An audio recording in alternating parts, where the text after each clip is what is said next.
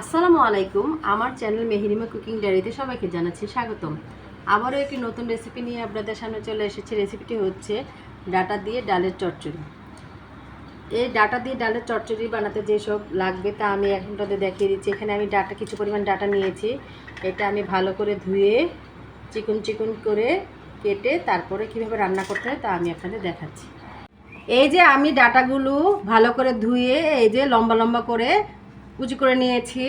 এখানে আধা কাপ পরিমাণে ডাল ধুয়ে নিয়েছি, ধনিয়া পাতা নিয়েছি পরিমাণ মতো, পেঁয়াজ বাটা 1 চামচ, রসুন বাটা আধা চামচ, আদা বাটা 1 চামচ, জিরার গুঁড়া 1 চামচ, মরিচের গুঁড়া 1 চামচ, লবণ পরিমাণ মতো, হলুদের গুঁড়া আধা চামচ, কাঁচা মরিচ কিছু নিয়েছি, আর এখানে 2টা পেঁয়াজ কুচি করে নিয়েছি, আর রান্না করার জন্য সয়াবিন তেল।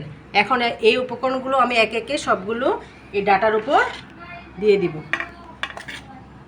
কাটা আর বাটা মশলাগুলো দিয়ে মিক্সড করে আপনাদের দেখাচ্ছি।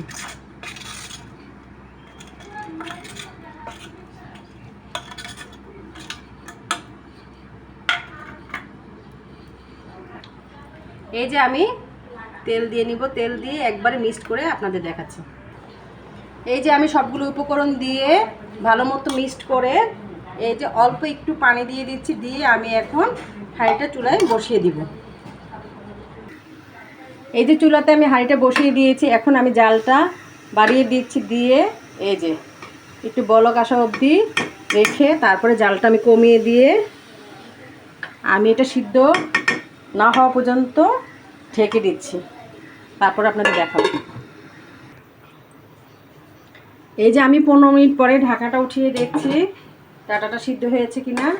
হ্যাঁ, ডাটাটা সিদ্ধ হয়ে গেছে। এখন আমি নামিয়ে পরিবেশন করে দেখাচ্ছি। রান্না করে ফেললাম ডাটা দিয়ে ডালের চচ্চড়ি। এটা খেতে বেশ ভালো লাগে। এটা ভাত রুটির সাথে খাওয়া যায়। আমার মতো এভাবে আপনারা সবাই বাড়িতে বানিয়ে খাবেন। আমার এই চ্যানেলে ভিডিওটি যদি ভালো লেগে থাকে অবশ্যই লাইক কমেন্ট শেয়ার করবেন, আমার চ্যানেলটিকে সাবস্ক্রাইব করবেন, আমার পেজটিকে ফলো দেবেন। আল্লাহ হাফেজ।